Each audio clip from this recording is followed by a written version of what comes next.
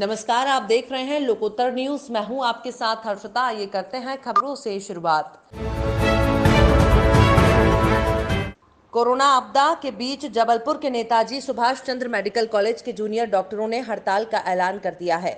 गुरुवार को 20% डॉक्टरों ने सांकेतिक रूप से काम बंद करते हुए हड़ताल पर जाने की चेतावनी दी है।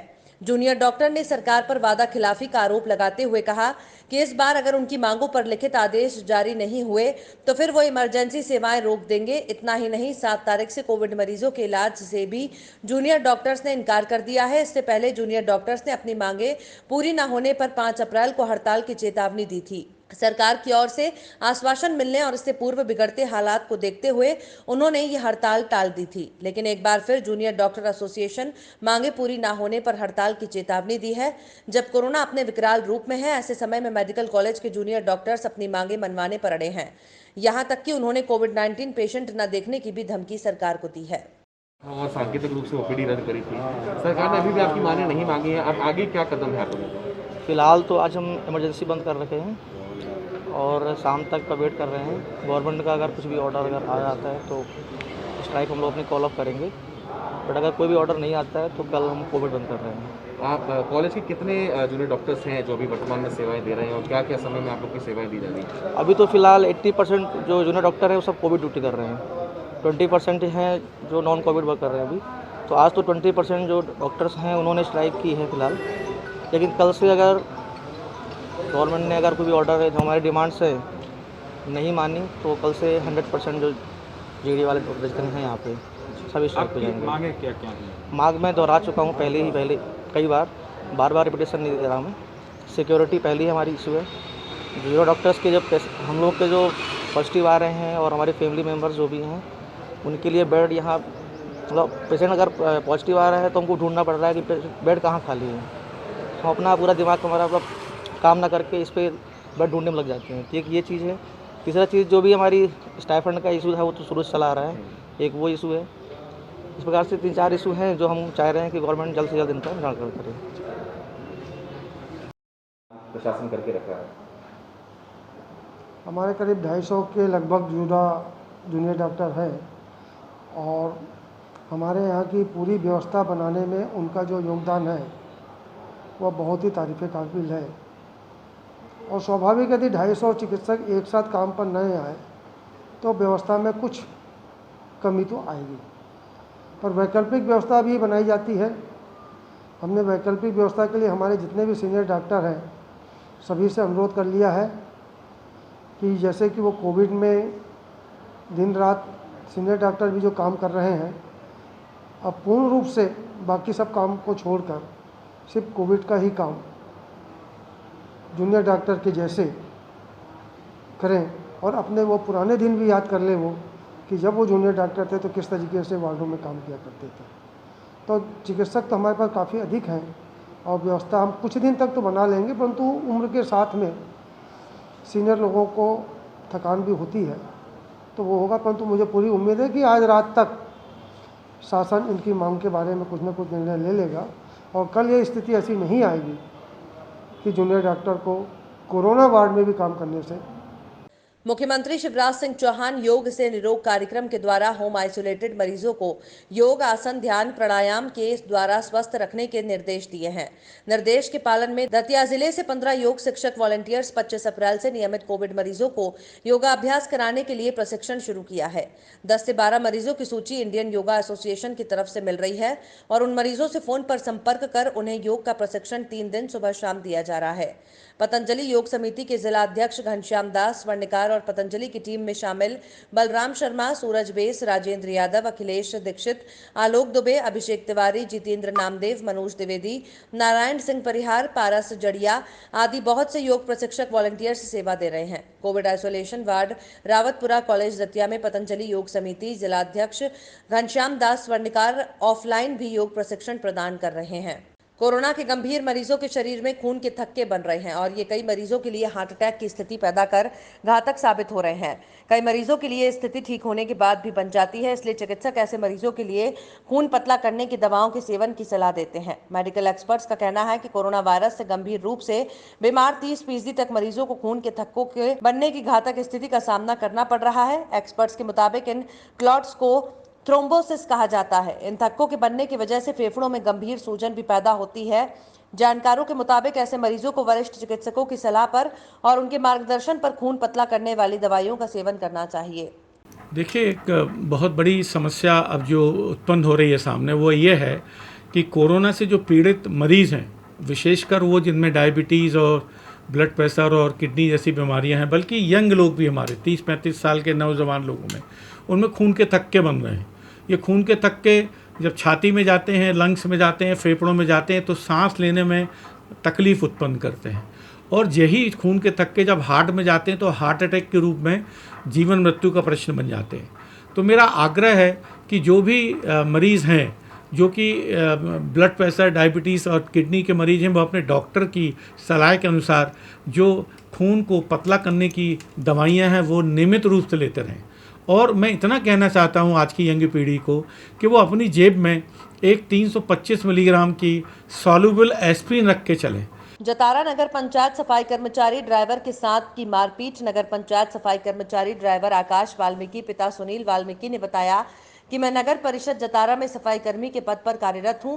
नगर परिषद के कचरा गाड़ी चलाता हूं। नंबर 1 से वार्ड नंबर 3 तक का कचरा उठाता हूं। आज 6 मई के समय 8 बजे की रोजाना की तरह वार्ड नंबर 1 का कचरा उठाकर वार्ड नंबर 3 बरार मोहल्ले में पहुंचे तो वहां पर उमेश बंशकार बोले कि इतनी लेट क्यों आए हो, जल्दी क्यों नहीं आते, और मुझे गंदी गंदी माँ बहनों की गाली देने लगा और बोला कि तुम इतनी देर में क्यों आए। हमने गाली देने से मना किया तो उमेश बंशकार ने पत्थर मेरी गाड़ी के शीशे में मार दिया, जिससे सामने का शीशा टूट गया और उमेश के परिवार के हीरालाल बंशकार, विक्रम बंशकार ने आकर मुझसे मारपीट करने लगे। तीनों ने मिलकर मेरे साथ मारपीट की और शासकीय कार्य में बाधा डालकर मेरे साथ सरकारी गाड़ी में तोड़फोड़ भी की। आकाशदीप वाल्मीकि। क्या हो गया है? हम ड्यूटी पे गए थे सुबह। ये हमारी गाड़ी है नगर परिषद की, इसमें हम ड्राइवर की जॉब करते हैं। और ड्यूटी पे जैसे ही हम पहुँचे तो एक वार्ड हमने ले लिया था, जिससे हम लेट हो गए थे थोड़ा। जिसके बाद हम दूसरे वार्ड में पहुँचते हैं, उस पर हम लेट पहुँचने पर 2-3 लड़कों ने आकर गाड़ी में गाली गलौज की और पत्थर मारा। एक कांच भी फूट गया है और मेरे साथ मारा पीटी भी की है। उन्हें रोकने पर उन्होंने और ज़्यादा लाठी और डंडों से मारने की कोशिश की। इसके बाद क्या हो गया? इसके बाद हम सीधा थाने आए। थाने में हमने FIR दर्ज करवाई। पलेरा पहुंचे जतारा एसडीएम डॉक्टर सौरभ सोनवड़े ने पलेरा जनपद पंचायत की ग्राम पंचायत बेडरी ने स्वास्थ्य विभाग की टीम के साथ निरीक्षण किया। बेडरी गांव में कोविड-19 मरीजों की संख्या बढ़ती जा रही है। उन सभी की जांच के लिए और जो पॉजिटिव व्यक्ति होम क्वारंटीन हैं और शासन की गाइडलाइन का पालन नहीं कर रहे हैं, उनको क्वारंटीन सेंटर भेजने के निर्देश दिए और गाँव वासियों को शासन की गाइडलाइन का पालन कराने के लिए भी कहा गया। पलेरा सामुदायिक स्वास्थ्य केंद्र में निरीक्षण के दौरान पलेरा में चल रहे प्राइवेट क्लिनिक के डॉक्टरों से बात करके प्रोटोकॉल के माध्यम से कहा गया है कि शासन की गाइडलाइन के अनुसार आप लोग काम करें। उन्होंने कहा कि जन भागीदारी से भी प्रयास कर रहे हैं कि और क्या क्या सुविधाएं बढ़ाई जा सके स्वास्थ्य केंद्र में और क्या व्यवस्था होनी चाहिए, इसके लिए भी तैयारियां की जा रही हैं। एसडीएम ने कहा कि कोविड-19 में जो भी कर्मचारी लापरवाही करता है उस पर कार्रवाई की जाएगी और जो भी व्यक्ति होम क्वारंटीन है, अगर वो बाहर घूमता पाया जाता है तो कार्रवाई की जाएगी और अगर बाहर लगे पोस्टर और बैरिकेड हटाने की भी कोशिश करता है तब भी कार्रवाई की जाएगी। ऑक्सीजन प्लांट के लिए कुछ दानदाताओं के द्वारा धनराशि भी दी जा रही है, जिसके लिए निरंतर जल्द से जल्द सामुदायिक स्वास्थ्य केंद्र में सुविधाएं उपलब्ध कराई जा सकें, इसका भी प्रयास किया जा रहा है। इस मौके पर जतारा एसडीएम के साथ पलेरा तहसीलदार कमलेश सिंह कुशवाहा, स्वास्थ्य विभाग बीएमओ डॉक्टर महेंद्र कोरी, पलेरा जनपद मोगराज मीणा के साथ प्रशासन का अमला मौजूद रहा। कुछ गांव में ज़्यादा संक्रमण हो रहा था, वहाँ पर विजिट करके एक बार देखा गया कि पेशेंट का फॉलोअप वगैरह हो रहा है या नहीं हो रहा है, क्यों संक्रमण कुछ गांव में ज़्यादा फैल रहा है, कुछ में कम है, ये देखा गया। उस संबंध में आवश्यक दिशा निर्देश भी दिए गए हैं। दूसरा, एक जो अभी बाकी डॉक्टर्स क्लिनिक चला रहे हैं या जो पेशेंट को ट्रीट कर रहे हैं, उनको हमारा इंटेंशन ये है कि उनको मेन स्ट्रीम में लिया जाए, उनको प्रॉपर ट्रीटमेंट प्रोटोकॉल जो है वो समझाया जाए ताकि पेशेंट का आगे जाके नुकसान ना हो।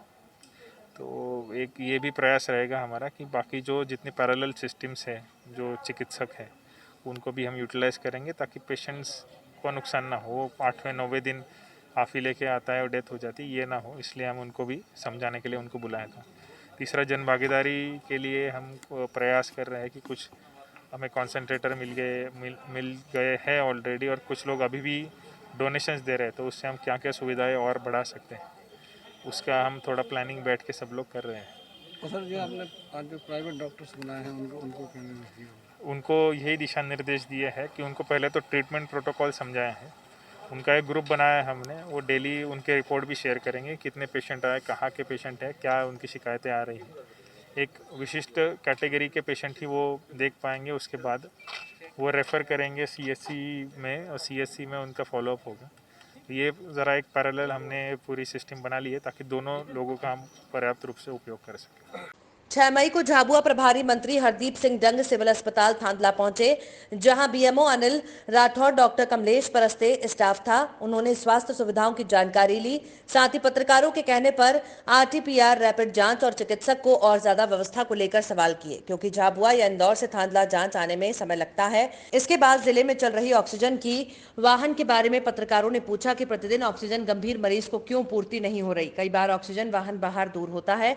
इस पर जल्द ही व्यवस्था होने का भरोसा दिलाया। साथ ही संकट की घड़ी में सेवा में अग्रणी समाज सेवियों, पत्रकारों और सेवा भारती के सेवा कार्यों की सराहना की और कहा, जल्द ही सभी का सहयोग ऐसे रहा तो कोरोना पर हम जीत सकेंगे। और अभी कुछ जानकारी कोरोना संक्रमण और ज्यादा बढ़ने की बात पर भी उन्होंने कहा, सभी मास्क पहने, 2 गज की दूरी रखें, हाथ सैनिटाइजर करें और कोरोना बीमारी से बचते रहें। प्रभारी मंत्री अस्पताल की व्यवस्था देखने के बाद नगर परिषद थांदला में जनप्रतिनिधि और परिषद अध्यक्ष बंटी डामोर से कोविड से निपटने की तैयारी बाबत चर्चा की। इसके बाद कन्याशाला में ही वैक्सीनेशन सेंटर बनाया।